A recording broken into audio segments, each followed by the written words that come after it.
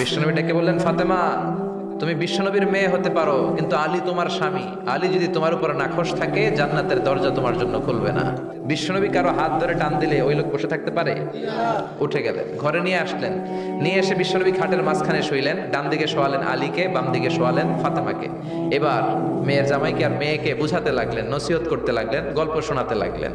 কি রোমান্টিক শ্বশুর! এরকম রোমান্টিক শ্বশুর পৃথিবীতে দ্বিতীয়টা খুঁজে পাওয়া যাবে? সুবহানাল্লাহ। বিশ্বনবীও কিন্তু কালেকশন করতেন।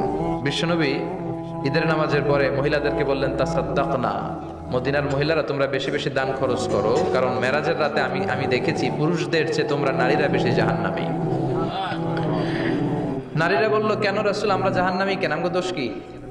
বিশ্বনবী বললেন, দুই কারণে। তুকসিরনা লাআনা, তোমরা বেশি বেশি মহিলাদেরকে লানত দাও। রেগে গেলে নারীরা বলে হেতের উপরে আল্লাহর ঠেড়া হইতো, হেতের উপরে আল্লাহর গজব হইতো, বলে না? তো এক নারী আরেক নারীকে এরকম গালি দাও, ভর্ৎসনা করো, লানত দাও, এটা এক কারণ। আরেক হচ্ছে তাকফুরনাল আশিরা, তোমরা স্বামীর নাশুকরি করো। মায়েরা, বোনেরা, যাদের কানে আমার মাইকের আওয়াজ যায়, স্বামীর নাশুকরি করবেন না, এটা বড় কবিরা গুনাহ। আপনি অনেক আল্লাহর ওলি হতে পারেন, নামাজি হতে পারেন, কিন্তু আপনার স্বামী যদি আপনার উপর নাখোশ থাকে, জান্নাতের দরজা আপনার জন্য খুলবে না। বিশ্বনবী ফাতেমারে বললেন, ফাতেমা আলী কোথায়? ফাতেমা বলল, আপনার জামাই আলী আমার সাথে ঝগড়া করে বাইরে গেছে। বিশ্বনবীর চেহারাটা আগুনের গোলার মতো লাল হয়ে গেল।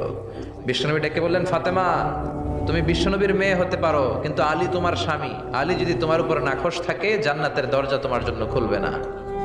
কোথায় গেছে আলী, কোথায়? বললেন যে মসজিদে নববীতে গেছে। বিশ্বনবী যে দেখলেন বালির উপরে আলী শুয়ে আছে। বিশ্বনবী মজা করে ডাক দিলেন, ইয়া আবা তোরাব। তোরাব অর্থ বালি, তোরাব মানে কি? বিশ্বনবী ডাক দিলেন, ইয়া আবা তোরাব, মানে হে বালির বাবা আলী, ওঠো। এখন আলী ওঠে না, রাগ করে আসে। বিশ্বনবী এদিক দিয়ে তাকায়, আলী ওইদিকে তাকায়। বিশ্বনবী ওদিকে আসলে আলী এদিকে তাকায়, মনে মনে করে এতক্ষণ আপনার মাইয়াই গুতাইছে, এখন আপনি গুতাইতেছেন। বিশ্বনবী যাই বললো, আলী রাগ করো না, ওঠো, তুমি আমার চাচাতো ভাই, আমার ঘরেই তো তুমি মানুষ হয়েছো। ঘাপটি মেরে হাতটা ধরে টান দিলেন। সাইয়েদনা আলী উঠতে বাধ্য হলেন। বিশ্বনবী কারো হাত ধরে টান দিলে ওই লোক বসে থাকতে পারে? উঠে গেলেন, ঘরে নিয়ে আসলেন। নিয়ে এসে বিশ্বনবী খাটের মাঝখানে শুইলেন। ডান দিকে শোয়ালেন আলীকে, বাম দিকে শোয়ালেন ফাতেমাকে। এবার মেয়ের জামাইকে আর মেয়েকে বুঝাতে লাগলেন, নসিহত করতে লাগলেন, গল্প শোনাতে লাগলেন। কি রোমান্টিক শ্বশুর! এরকম রোমান্টিক শ্বশুর পৃথিবীতে দ্বিতীয়টা খুঁজে পাওয়া যাবে? সুবহানাল্লাহ পড়েন। বিশ্বনবীর কাজই ছিল ঝগড়া লাগলে এরকম মিলায়া দেওয়া। কি করা? মিলায় দিবেন। সমাজে অনেকে আছে ঝগড়া লাগলে আরো লাগায়া দেয়, আছে না নাই? আগুন লাগলে কি দিয়ে নিবা? পানি ডালতে হয়, অনেকে তেল ডালে। কি ডালে? তো আগুন আরো জ্বলে ওঠে। বিশ্বনবী বললেন, না, খবরদার, ইসলাহু যাতিল বাইন, মিলায় দিবেন। স্বামী স্ত্রীর ঝগড়া মিলায় দেন, ভাইয়ে ভাই কোপাকুপি মিলায় দেন, এলাকায় এলাকায় গ্রামে গ্রামে মারামারি না লাগাইয়া মিলায় দেন। জান্নাতে আপনার ঘরটারে বড় করে দিবে কে? বিশ্বনবীর কাজ ছিল মিলায় দেয়া। বিশ্বনবী মক্কা থেকে মদিনায় হিজরতের আগে মদিনায় দুইটা গোত্র ছিল। এই গোত্রের মধ্যে 120 বছর ধরে মারামারি। কয় বছর? কেউ এই মারামারিটা বন্ধ করতে পারে না। গোত্র দুইটার নাম হচ্ছে আউস আর খাজরাজ। আউস খাজরাজের মারামারি। বাবা মরে যাওয়ার সময় ছেলেরা ওসিয়ত করা যায়, নসিহত করা যায়, বাবারে আমারে কোপাইছে, তুইও কোপাবি। ওই বলে আবার নাতিরে কয়, আমারে মারছে, তুইও মারবি। তো বংশ পরিক্রমায় মারামারি চলতেই থাকে, কেউ আর থামাইতে পারে না।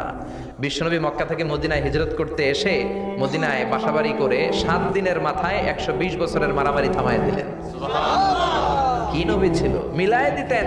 ফাসলিহু বাইনা আখাওয়াইকুম, ভাইয়ে ভাইয়ে মারামারি লাগলে মিলায় দাও। স্বামী স্ত্রীর ঝগড়া হলে মিলায় দিবেন। এজন্য মায়েরা, বোনেরা, বিশ্বনবী বলেছেন তাকফুরনাল আশিরা, মেয়েদের সবচেয়ে বড় একটা সমস্যা হচ্ছে স্বামীর নাশুকরি করে। স্বামী দিতে পারলে ভালো, দিতে না পারলে কয় তুমি আমার জীবনে কিচ্ছু দাও নাই। এরকম আছে না নাই? স্বামী আর স্ত্রী বানায় যেজন মিস্ত্রি, সে বড় আজব কারিগর। ঠিক কিনা? এই জন্য এই সম্পর্কটা সাইয়েদনা আদম আর হাওয়া থেকে শুরু হয়েছে। কিয়ামত পর্যন্ত স্বামী আর স্ত্রীর এই সম্পর্কের মাধ্যমে গোটা বিশ্বটারে জারি রেখে দিয়েছে কে? তো এই জন্য নারীদের জন্য জান্নাতে যাওয়া সহজ, তারা যদি কিছু প্রসিডিউর মেনটেন করে। বিশ্বনবী বললেন, কোন নারী যদি 4টা কাজ করে, ওই নারীর জন্য 8টা জান্নাতের দরজা খুলে দিবে কে? আল মারআতু ইযা সাল্লাত খামসাহা সামাত শাহরাহা আতাআত বা'লাহা হাফিজাত ফুরুজাহা ফালতাদখুল মিন আইয়ি আবওয়াবিল জান্নাতি শাআত। মায়েরা ভালো করে শোনেন, যে নারী 5 ওয়াক্ত সালাত পড়বে, রমাদানের রোজা রাখবে, স্বামীর আনুগত্য করবে, লজ্জাস্থানের হেফাজত করবে, এই 4টা কাজ করলে আল্লাহ তাআলা তার জন্য 8টা জান্নাতের দরজা খুলে দিবে। এজন্য বিশ্বনবীও কালেকশন করতেন। তো বিশ্বনবী বললেন, মহিলারা বেশি বেশি দান করো। এই কথা শোনার পরে মহিলারা দান করা শুরু করলো। কেউ নাকের ফুল, কেউ কানের দুল, কেউ হাতের বালা, কেউ পায়ের নুপুর, কেউ গলার চেইন বিশ্বনবীর হাতে জিহাদের জন্য দান করতে শুরু করলেন। বিশ্বনবীর হাত কয়টা? একটা বলে দুইটা। তো দুই হাতে বিশ্বনবী আর কয়টা নেবেন? আর নিতে পারে না। বেলালের বললেন, বেলাল তোমার চাদরটা নিয়ে আস। বেলাল এরকম চাদর নিয়ে তুললেন। বিশ্বনবী কালেকশনের ওয়াজ শুরু করলেন, আর বেলাল কালেকশনের সব জিনিসপত্র গুছাতে লাগলো। কোন সুবহানাল্লাহ। এজন্য কালেকশন করাটাও সুন্নাত, তবে ওটা একটা লিমিটেশনের মধ্যে, একটা সৌন্দর্যের মধ্য দিয়ে। কিছু কিছু মাদ্রাসার ছেলে মেয়েদেরকে চাল ওঠানোর জন্য বাড়ি বাড়ি পাঠায়, আছে না নাই? এদের ছোটবেলা থেকে মানসিকতাগুলো নষ্ট করে দেওয়া হয়। কেমন করে অন্যের কাছে হাত পাতবে এটা শেখানো হয়। ইসলাম বলে আল ইয়াদুল উলিয়া খায়রুম মিনাল ইয়াদিস সুফলা, উপরের হাত নিচের হাতের চেয়ে উত্তম। যে দেয় আর যে নেয় তাদের মধ্যে সে সেরা যে দেয়। চিল্লায় এখন ঠিক কিনা? আবার ইসলাম বলে দেওয়ার সময়ও ভারসাম্য করে দিবা। দেওয়ার সময় কিপটামি করা যাবে না, আবার ঘরে যা আছে সবও দিয়ে দেওয়া যাবে না, ঠিক কিনা? বিশ্বনবীর গায়ে একবার একটা জুব্বা, কয়টা? এক ভিক্ষুক এসে বলে, নবী আমার জুব্বা নাই, আমার জুব্বা দেন।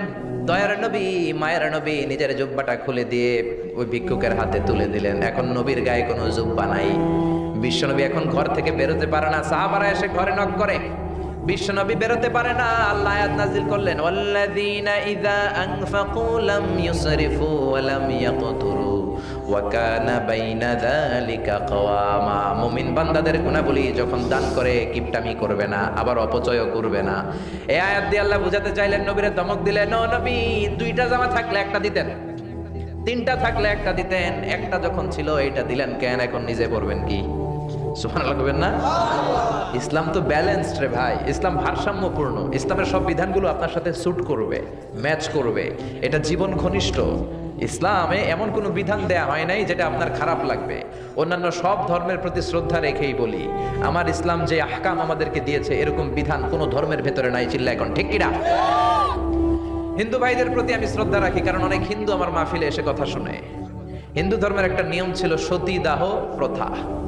স্বামী মারা গেলে ওয়াইফকেও স্বামীর সাথে বেঁধে আগুন দিয়ে জ্বালায় দাও, ছিল না নিয়মটা? রাজা রামমোহন রায় এসে এটা উঠায় দিল।